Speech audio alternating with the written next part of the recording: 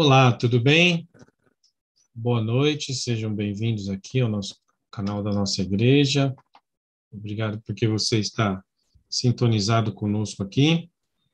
Nós estamos fazendo a apresentação agora, vamos fazer a apresentação, né, de mais um culto, mais uma mensagem especial para esse momento aqui.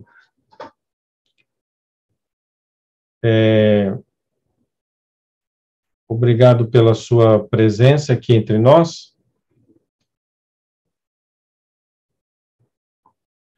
Nós hoje vamos falar sobre um tema muito importante aqui, que é o tema perigo. Cuidado, perigo. Esse é o título da nossa mensagem nessa noite. Obrigado porque você está sintonizado aqui. Queremos pedir que você compartilhe o link com outras pessoas, para que outras pessoas possam também ouvir a palavra de Deus nessa noite, tá bom? Então, cuidado, perigo é o tema que nós estamos abordando aqui nessa noite. Sejam todos bem-vindos, que a paz de Deus esteja com você e com todos os que estão conosco nessa noite aqui. Vamos fazer uma rápida oração? Pai querido, obrigado, Senhor. Nós vamos começar uma transmissão, mais uma vez, uma mensagem da Bíblia, e pedimos ao Pai que o Espírito do Senhor fale através de nós, que sejamos instrumentos em suas mãos para a honra e glória do seu nome, em nome de Jesus. Amém. Muito bem, vamos já rapidamente aqui compartilhar a nossa tela. Vocês estão vendo aí a nossa tela. Então, cuidado, perigo. Esse é o tema que nós vamos desenvolver, o título da nossa mensagem. Você está acostumado a ver muitas placas de sinalização. Eu não sei se você já viu essa placa aqui, essa sinalização. Se você ver essa placa em algum lugar, o que você vai pensar? Qual é a mensagem que essa placa traz para você? Na verdade, essa placa de sinalização, ela tem um significado universal. E o significado dela é cuidado. Existem vários perigos aqui. Podem existir vários perigos aqui. Então, aonde essa placa estiver, você já sabe. Cuidado, perigo.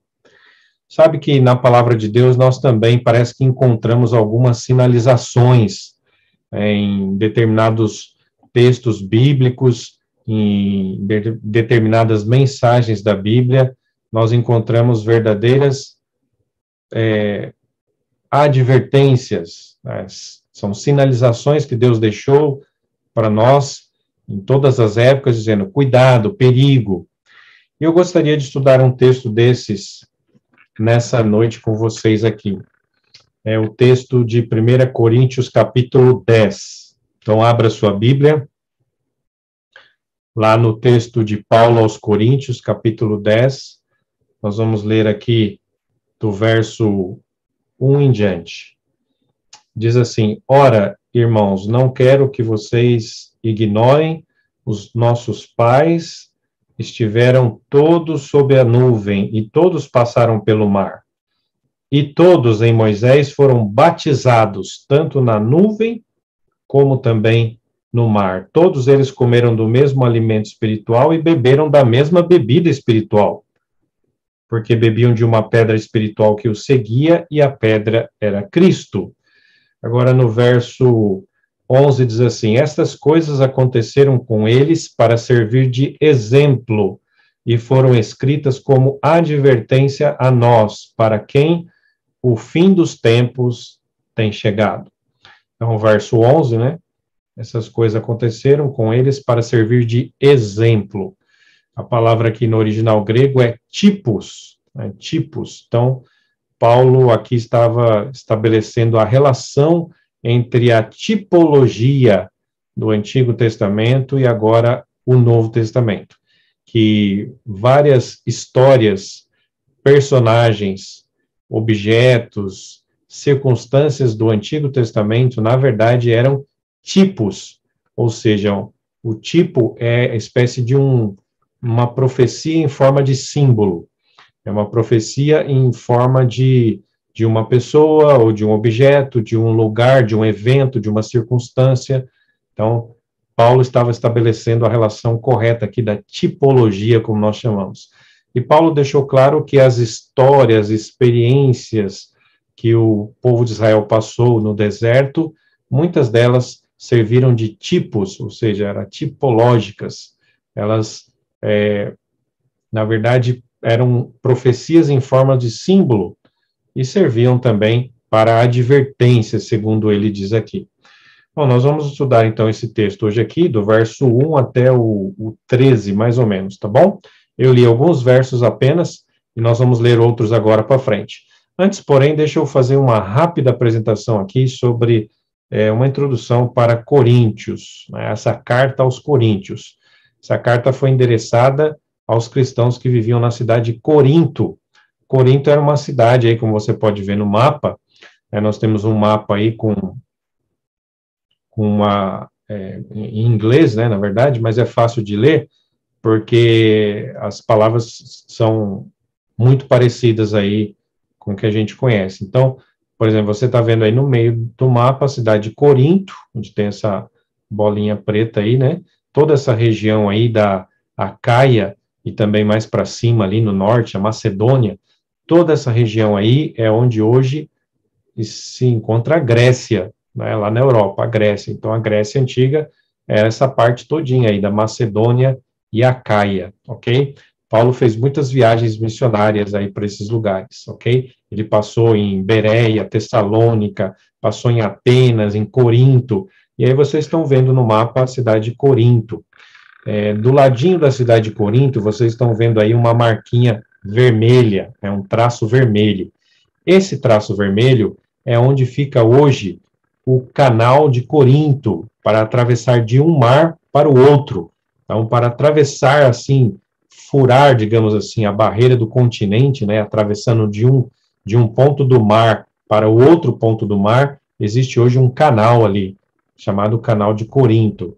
Eu tenho uma foto aqui para mostrar para vocês, essa foto do canal. Então, vocês estão vendo que ali o canal, ele fura, como se furasse, né, passasse no meio do continente.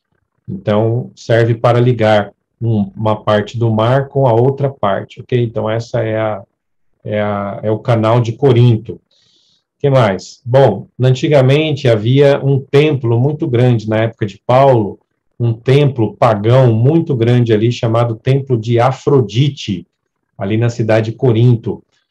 O historiador Estrabão, ele registrou que circulavam até 1000 prostitutas cultuais ao redor desse templo.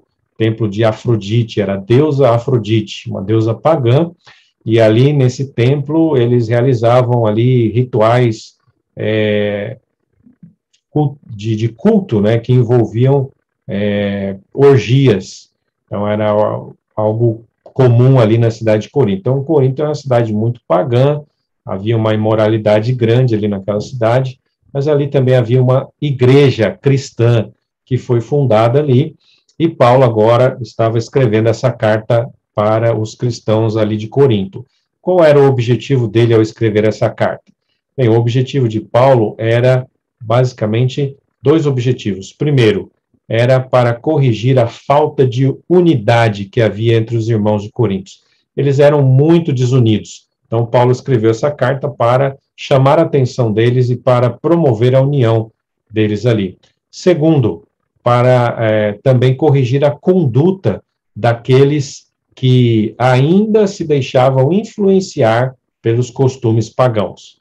Muitos ali na igreja de Corinto, né, estavam, embora vivendo como cristãos, estavam se deixando influenciar pelos costumes pagãos ali daquela cidade, incluindo até a imoralidade, né, vários costumes pagãos. Então, Paulo escreveu essa carta para dar um puxão de orelha ali nos cristãos da igreja de Corinto, para mostrar para eles que eles deveriam servir ao único Senhor, ao Deus do céu, o Deus Todo-Poderoso e deveriam obedecer a palavra de Deus e se afastar de todos os costumes pagãos ali, não é? Então, esse foi o objetivo de Paulo.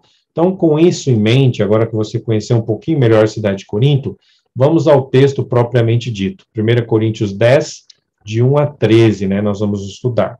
Nós vamos dividir esse texto aqui em duas partes. Primeiro, nós vamos ver os privilégios do cristão. E depois nós vamos ver os compromissos do cristão. Então, privilégios e compromissos. Veja que interessante nós analisarmos esse texto dessa forma. Então, qual era o primeiro privilégio do cristão? Está justamente nos versos 1 e 2 que nós já lemos. Não quero que vocês ignorem, disse Paulo, que os nossos pais estiveram todos sob a nuvem e todos passaram pelo mar. E todos em Moisés foram batizados, tanto na nuvem como também no mar. Então, queridos, o primeiro privilégio do cristão, segundo Paulo aqui, analisando a história do povo de Israel passado e fazendo, lógico que uma aplicação para aquela época, e nós também estamos fazendo uma aplicação para a nossa época hoje, é um grande privilégio você receber o batismo, né, o batismo, a cerimônia de batismo. Por quê? Porque é através dessa cerimônia que você recebe a purificação dos pecados. Todos nós recebemos a purificação dos pecados. O batismo é um ritual, logicamente, é um ritual feito de símbolos. A água que é usada no batismo é uma água comum, ela não tem poder espetacular ou miraculoso dentro dela. Porém, ela serve de símbolo para o Espírito Santo. E esse, sim, um agente divino, né? Terceira pessoa da divindade, o Espírito Santo é que consegue realmente purificar. Ele tem todo o poder. E quando nós abrimos o nosso coração e a nossa vida e damos permissão ao Espírito Santo, ele vem e purifica a nossa vida. Então, o batismo é um grande privilégio, realmente. É um privilégio nós participarmos disso. E Paulo diz que assim como o povo de Israel no passado foi batizado ali no mar e na nuvem, nós também cristãos hoje também temos esse grande privilégio, ok? Um texto escrito por Ellen White, né, no livro aí Nossa Alta Vocação, foi uma meditação matinal de 1962, na página 155, nós lemos assim: Cristo perdoa todo pecador arrependido. E quando o pecador, o perdoado por ocasião do batismo, se ergue da sepultura líquida, é declarado uma nova criatura, cuja vida está escondida com Cristo em Deus. Lembremos-nos sempre de que é nosso alto privilégio ser purificados de nossos pecados antigos. Então, olha aí, um grande privilégio realmente sermos purificados, né, e especialmente quando nós passamos lá pelo batismo. Marcos 16, verso 16, diz assim: quem crer e for batizado será salvo. Então, um primeiro privilégio que Paulo estava lembrando os coríntios era o privilégio do batismo, o privilégio de ser purificado e perdoado pelo sangue de Cristo através também das águas batismais, certo? O segundo privilégio está no versos 3 e 4, a primeira parte. Diz assim: todos eles comeram do mesmo alimento espiritual e beberam da mesma bebida espiritual. Então, vejam, tanto o alimento quanto a bebida espiritual, Paulo, claro, estava fazendo uma referência aqui ao maná, que eles colhiam todo dia, né, de domingo a sexta-feira, eles colhiam o maná que Deus enviava para eles, para poder sustentá-los no deserto. E além do maná, também a água que Deus providenciava. Deus providenciava a água que saía da rocha, enfim, de várias formas. Eles tinham água para tomar e também tinham alimento. Então, comida e bebida. E Paulo aqui faz uma analogia falando de que, além do alimento e a bebida que eles tinham do aspecto físico, eles tinham também do ponto de vista espiritual. Ora, e qual era esse alimento espiritual? Paulo vai falar logo em seguida, né? Nós já vamos ver que é o terceiro item aqui, que é o próprio Jesus Cristo. Mas antes, vamos comentar um pouquinho sobre isso aqui, receber o alimento espiritual, a bebida espiritual. Esse é um grande privilégio que nós temos. E qual é o nosso alimento hoje? Certamente é a palavra de Deus, né? Aí você tem, né, grifado uma frase muito importante, diz: a palavra de Deus deve ser o nosso alimento espiritual. Está no livro Exaltai-o, Meditação Matinal de 1992, escrito também por Ellen White. Então, a palavra de Deus deve ser o nosso alimento. Nós não podemos viver sem alimento. Quem não se alimenta, morre. E assim também é na vida espiritual. Quem não se alimenta da palavra de Deus, morre espiritualmente. E nós não podemos deixar que isso aconteça, né? Temos que aproveitar cada dia o alimento espiritual da palavra do Senhor. A palavra de Deus é um pão que nos alimenta e nos dá força, energia, nos dá certeza da salvação, nos traz alegria, conforto e nos traz muitas coisas também. Então, não existe vida espiritual fora da palavra de Deus. Nós temos que mergulhar todo dia na palavra de Deus e tirar dali o nosso alimento espiritual. E isso, sem dúvida, é um grande privilégio. Assim como as pessoas do deserto se alimentavam do ponto de vista espiritual também, não só físico, nós também temos esse grande privilégio como cristãos, ok? Aqui mais um texto, no livro Testemunhos para a Igreja, volume 6, o estudo profundo e sincero da palavra, sob a guia do Espírito Santo, proporcionará o fresco maná, e o mesmo Espírito tornará o seu uso eficaz. Então, olha que interessante aqui, o estudo sincero da palavra de Deus, profundo e sincero, sob a guia do Espírito Santo, é que vai servir de alimento para nós, o maná, como se fosse um maná para nós, né? O maná espiritual, ok? Então, a palavra de Deus, não deixe de estudar a lição da escola sabatina, né, que é apenas um guia de estudo para nos ajudar a entender melhor a palavra de Deus. O texto bíblico, especialmente, tem que estar diante de nós. Você tem que ler pelo menos um verso por dia de forma, assim, meditativa, com estudo profundo, leia as histórias de Jesus, os milagres de Jesus, as parábolas de Jesus, os salmos, leia também as profecias, estude os textos fáceis e os mais difíceis, um de cada vez, né? Vá no seu ritmo e vá aumentando o ritmo. Se você não tem essa habilidade, não tem esse hábito ainda, então comece agora, não perca tempo, porque sem alimento espiritual, ninguém tem vida espiritual. Ninguém. Sem a palavra de Deus, não somos nada espiritualmente. Estamos mortos espiritualmente, ok? E isso é um privilégio realmente. O terceiro privilégio está no verso 4, na segunda parte, diz assim: porque bebiam de uma pedra espiritual que os seguia, e a pedra era Cristo. Portanto, receber a Cristo digamos aqui, é um grande privilégio para nós. Receber o batismo, não é? Que traz a purificação dos pecados, receber o alimento espiritual, o pão da vida, que é a palavra de Deus, e agora receber o próprio Cristo Jesus, sem dúvida, como Salvador. Aquelas pessoas no deserto estavam aprendendo isso, e muitos aprenderam, talvez alguns não, mas muitos aprenderam, e receber a Cristo é a melhor coisa que nós podemos ter. E que grande privilégio esse, né? Podemos ter um salvador, um guia, um líder, uma pessoa que serve de capitão, de condutor para a nossa vida, de conselheiro e de tudo mais que nós possamos precisar. Receber a Cristo. Aqui na meditação matinal, Filhos e Filhas de Deus, também de Ellen White, diz assim: a comunhão com Cristo, quão indizivelmente preciosa, é nosso privilégio fruir tal comunhão, uma vez que a busquemos. Então, queridos, a comunhão com Cristo Jesus, sem dúvida, é um grande privilégio na nossa vida. Então, eles lá receberam Cristo, e nós também podemos receber através da comunhão com Ele, né, dedicar todo dia um tempinho para nós lermos a Bíblia, orarmos e buscarmos a Ele de todo o nosso coração. Isso sim é um privilégio.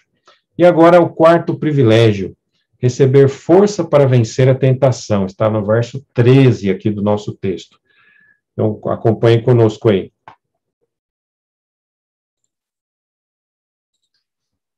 Acompanhe conosco aí.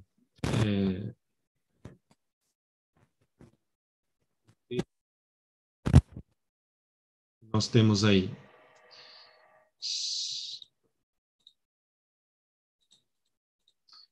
Eu vou ler o verso 13. Diz assim: não sobreveio a vocês nenhuma tentação que não fosse humana, mas Deus é fiel e não permitirá que vocês sejam tentados além do que podem suportar. Pelo contrário, juntamente com a tentação, proverá livramento para que vocês a possam suportar. Maravilha, então, isso, né? Deus seja louvado por isso, porque nós precisamos, sem dúvida, desse privilégio também, né? E temos esse privilégio de vencer a tentação todos os dias da nossa vida. Aqui nós temos um texto em Patriarcas e Profetas: por maior que seja a pressão exercida sobre a alma, a transgressão é o nosso próprio ato. Não está no poder da terra, nem do inferno, compelir alguém a fazer o mal. Satanás ataca-nos em nossos pontos fracos, mas não é o caso de sermos vencidos por mais severo ou inesperado que seja o ataque. Deus nos proveu auxílio e em sua força podemos vencer. Então, que lindo, né? Patriarcas e Profetas. Nada que nesse mundo pode nos separar do amor de Deus. E uma tentação, por mais forte que ela seja, ela pode ser vencida sim. Esse texto aqui é maravilhoso, ele dá certeza para nós que Deus não vai deixar a gente ser tentado ou provado numa coisa acima das nossas forças. Se ele permite alguma provação, tentação na nossa vida, é porque ele sabe que nós podemos vencer. Isso se nós estivermos ligados a ele, ok? Então, Deus não permite que a gente passe por alguma coisa maior do que a gente possa suportar. E lógico que nós só vamos suportar se estivermos ligados a ele. Sem ele, nós não somos nada. Então, certamente, esse é um grande privilégio também. Agora, vamos entrar aqui na segunda etapa da nossa mensagem, que são os compromissos. É verdade que o cristão tem privilégios, o povo de Israel teve, nós também temos hoje, mas é certo também que o povo naquela época também tinha compromissos, como filhos de Deus, israelitas, nós também temos como Israel espiritual, né, como cristãos. O primeiro deles é evitar a cobiça, está no verso 6, diz assim: ora, essas coisas se nos tornaram exemplos para nós, a fim de que não cobicemos as coisas más, como eles cobiçaram. Sem dúvida, queridos, a cobiça de coisas más é uma desgraça, né, na vida espiritual. E a cobiça parece ser uma das maiores forças dentro da natureza pecaminosa que todos nós temos. E nós todo dia somos cirandados, né, somos rodeados por cobiças, cobiçando situações, cobiçando objetos, talvez até pessoas, e cobiçando coisas más, diz a Bíblia, né? Eles podiam passar por isso, passaram por isso, e nós também podemos passar. Sabe que uma das maiores cobiças, sem dúvida, tem a ver com o dinheiro, né? Com o materialismo. Quando nós cobiçamos, por exemplo, a riqueza e queremos ser muito ricos, mas a riqueza, na maioria das vezes, na maioria esmagadora das vezes, ela se torna uma maldição na vida das pessoas. Raros os casos de pessoas que sabem lidar com a riqueza sem se esquecer de Deus. A maioria das pessoas, se fica rica, esquece de Deus. E isso é um problema espiritual muito sério, né? A avareza, a cobiça, principalmente de coisas materiais. Olha esse texto aqui do livro Testemunhos para a Igreja, diz assim: a constante prática do plano divino de doação sistemática enfraquece a avareza e estimula a liberalidade. Então, se as riquezas aumentam, os homens, mesmo os que professam piedade, põem nelas o coração. E quanto mais têm, menos dão para o tesouro do Senhor. Assim, a riqueza torna egoísta os homens, e o entesouramento estimula a avareza. E esses males se fortalecem pelo exercício ativo. Deus conhece o perigo que nos rodeia e nos protegeu com meios para evitar nossa ruína. Ele requer o constante exercício da beneficência, a fim de que a força do hábito em boas obras quebre a força do hábito no sentido contrário. Muito bem, em outras palavras, existe uma doutrina, que é a doutrina da mordomia, e dentro dessa doutrina da mordomia está a questão do uso que nós fazemos dos nossos recursos materiais, dos nossos bens, do nosso tesouro que Deus nos dá. Né? Deus nos dá força, energia, sabedoria, talento, saúde. Ele nos dá tudo isso para nós podermos trabalhar e ganharmos o nosso salário. E algumas pessoas conseguem se sobressair e acabam ganhando bons salários na vida, né? Se empenham, claro, se esforçam e acabam alcançando isso. Então, existe uma doutrina, que é a doutrina dos dízimos e ofertas, onde nós, reconhecendo a soberania de Deus sobre a nossa vida, reconhecendo que Deus é tudo para nós e sem Ele não somos nada, nós devolvemos 10% dos nossos bens para Deus. Na igreja, na casa do tesouro, entregamos 10% de tudo que nós recebemos todos os meses, na vida inteira. E esses 10% são dízimo. E além do dízimo, nós também damos as ofertas, que é um valor que cada um estipula o valor que quer dar, né, como gratidão a Deus. Então, dízimos e ofertas. Quando nós exercitamos isso, essa prática, isso vai nos blindar contra a avareza e contra justamente a cobiça das coisas materiais. Olha que bênção. Então, essa doutrina de mordomia e dentro dela a questão dos dízimos e ofertas, que nós devemos devolver a Deus, dar para Deus, né, as ofertas também, então servem para nos blindar, servem para nos ajudar a não sermos avarentos e nem cobiçosos. Serve para nós não colocarmos o nosso coração nas riquezas desse mundo. Então, esse é um compromisso que nós cristãos temos, né? Um compromisso de evitar a cobiça, especialmente nas questões materiais.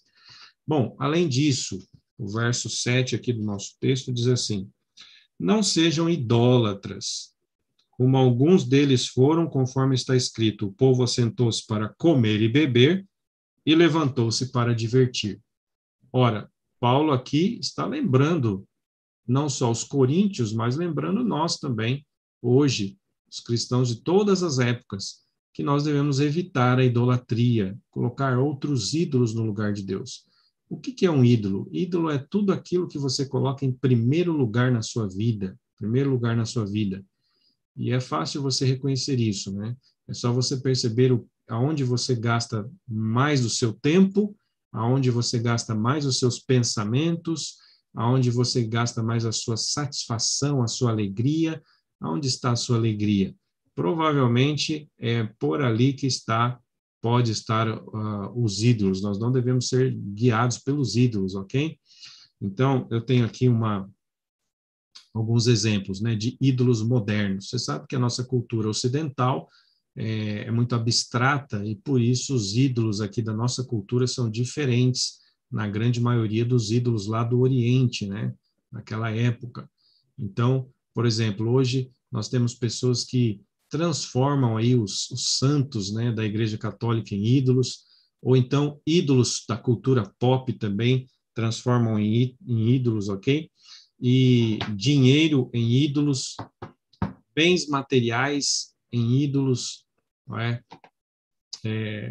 Além disso, o próprio trabalho pode ser um ídolo. Note que aqui nessa lista nós vamos colocar algumas coisas que em si mesmas elas não são más, né? São até boas. Só que mesmo algumas coisas que em si mesmas podem ser boas, elas podem se transformar em ídolos se elas ocuparem o primeiro lugar no nosso coração. Se ocuparem o primeiro lugar, que é o lugar que pertence a Deus, qualquer coisa pode se tornar um ídolo, certo? Então, até o trabalho. O sucesso, tem gente que corre atrás do sucesso como um verdadeiro ídolo. A fama, a aparência pessoal, a aprovação das pessoas, o amor romântico, o poder, a diversão, a música, redes sociais, TV, comida, bebida, drogas, sexo, videogame, esportes, jogos de azar, comodidade. Até a comodidade pode ser um ídolo. Se você estima tanto a comodidade na sua vida, a ponto de ela ocupar o primeiro lugar na sua vida, cuidado, até a comodidade pode ser um ídolo. Ou ideologias, né? Tantas ideologias hoje que tem por aí, esses movimentos revolucionários que estão ocupando a mente de muitas pessoas, todos eles se tornam ídolos modernos. Então, aqui tem uma pequena lista de ídolos, tudo que pode ser se tornar ídolos. E eu repito que no meio dessa lista aqui tem algumas coisas que em si mesmas são até boas, como, por exemplo, esporte. Praticar esporte é bom, mas se ele ocupar o primeiro lugar na sua vida, repito, o lugar que Deus só deve ocupar, então isso pode virar um ídolo na sua vida, tá? O trabalho também, como eu falei, e outras coisas mais. Então, a mensagem de Paulo para eles era: evite a idolatria. Além disso, no verso 8, Paulo aprofunda um pouquinho mais e diz assim: não pratiquemos imoralidade, como alguns deles o fizeram e caíram mortos num só dia, 23 mil. Então, Paulo está comparando com o povo de Israel. Infelizmente, o povo de Israel no deserto, quando saiu do Egito, eles tiveram também experiências negativas nesse aspecto. Teve uma das experiências em que eles acabaram dando vazão, né, à prostituição, à imoralidade, e caíram mortos num só dia 23 mil pessoas no deserto. E Paulo agora pega isso como um exemplo, um tipo, né, uma tipologia para aplicar na vida do cristão, na nossa vida. Hoje nós também somos afrontados com a imoralidade por todos os lados. E nós devemos tomar muito cuidado com isso, né? Aproximando-nos do final do tempo, ao achar-se o povo de Deus nas fronteiras da Canaã celestial, Satanás redobrará, como fez antigamente, os seus esforços para os impedir de entrar na boa terra. Arma as suas ciladas para toda a alma. Não é simplesmente o ignorante ou sem letras que necessita ser guardado. Ele vai preparar as suas tentações para os que se encontram nas mais elevadas posições. E se ele os puder levar a poluir a alma, vai poder destruir muitos. E ele agora emprega muitos fatores que empregou há 3.000 anos atrás, por meio de amizades mundanas, né, os mesmos fatores, né? Amizades mundanas, os encantos da beleza e a procura de prazeres, festas, bebidas, tentações para o 7º mandamento. Então, está bem claro, né? Hoje nós também corremos esse risco e devemos guardar a nossa alma com oração, estudo da Bíblia, jejum, a prática do testemunho, né? Estar bem ativos aí, usando os nossos dons para pregar o Evangelho, estudar muito a palavra de Deus, buscar a Deus, para que Ele nos dê discernimento, para a gente fugir dessas tentações e não cairmos em nenhum tipo de tentação referente a essa questão. A imoralidade é um problema seríssimo hoje nesse mundo, seríssimo mesmo. Estamos às portas de entrar na Canaã celestial, tá? Jesus voltar e levar os fiéis para o céu. E mais do que nunca, devemos estar aí com os olhos abertos e não deixar ser levados por esse tipo de qualquer tipo de imoralidade, não é verdade? Muito bem. Aí, Paulo termina com mais 2 itens aqui. Primeiro, ele fala sobre o descontentamento. No verso 9, ele diz assim: não ponhamos Cristo à prova, como alguns deles fizeram e foram mortos pelas serpentes. Pois é, por Cristo à prova significa, por Deus à prova significa manifestar um descontentamento generalizado. Naquela época, lá no deserto, o povo começou a se queixar de tudo, né? Tudo para eles era difícil, tudo eles encontravam dificuldade, eles sempre enxergavam só o lado ruim daquilo, que é a experiência que eles estavam passando, né? E jogavam tudo isso na conta de Moisés, dos líderes e também de Deus. Esse texto que está aí na tela, vocês estão vendo, diz que eles alimentavam amargos pensamentos em relação ao trato que Deus tinha com eles, e no final ainda ficavam descontentes com tudo, né? Eles olhavam para trás e o Egito parecia uma tentação para eles. Eles preferiam voltar para o Egito do que continuar andando ali no deserto. E o texto que está grifado aí diz assim: condescendendo os israelitas com espírito de descontentamento, dispuseram-se para achar defeitos, mesmo em suas bênçãos.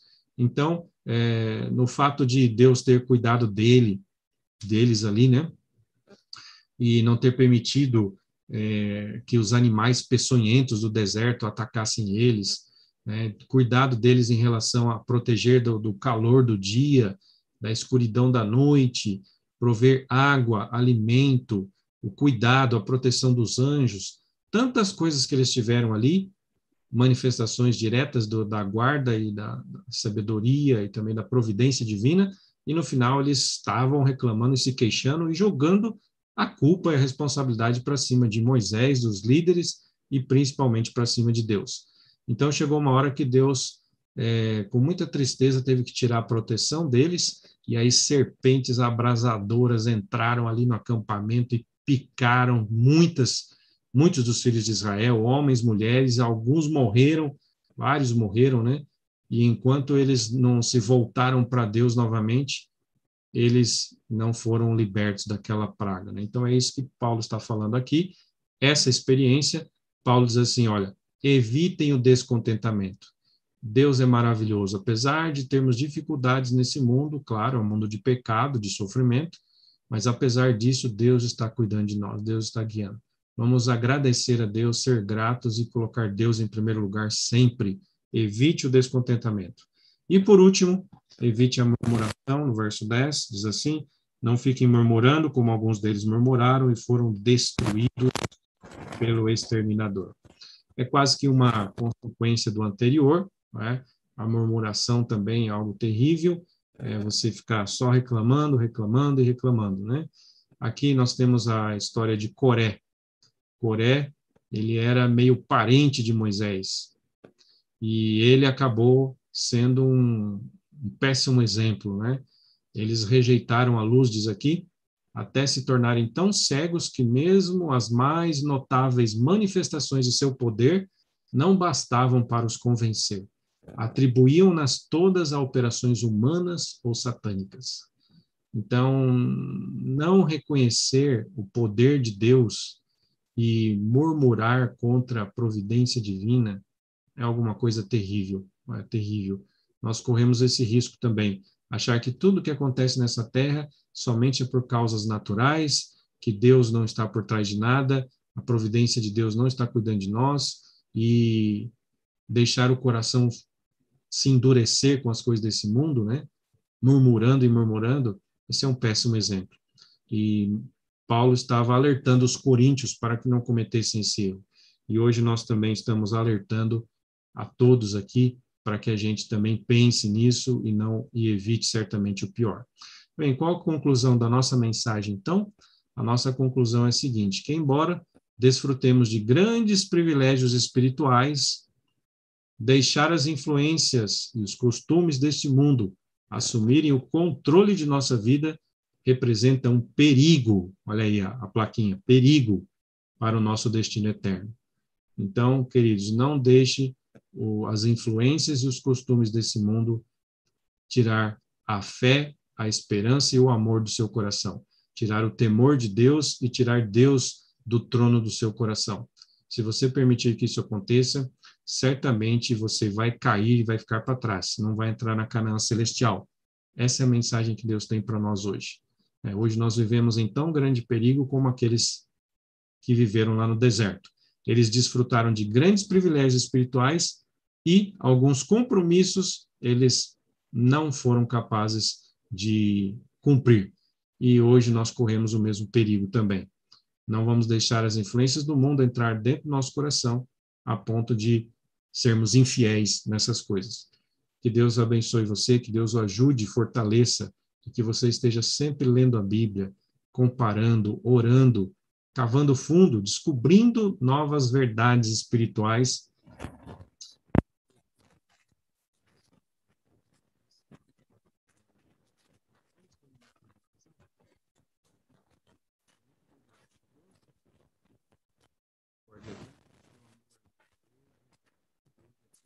Estamos encerrando essa meditação. mensagem maravilhosa para nós, ó Pai, uma advertência.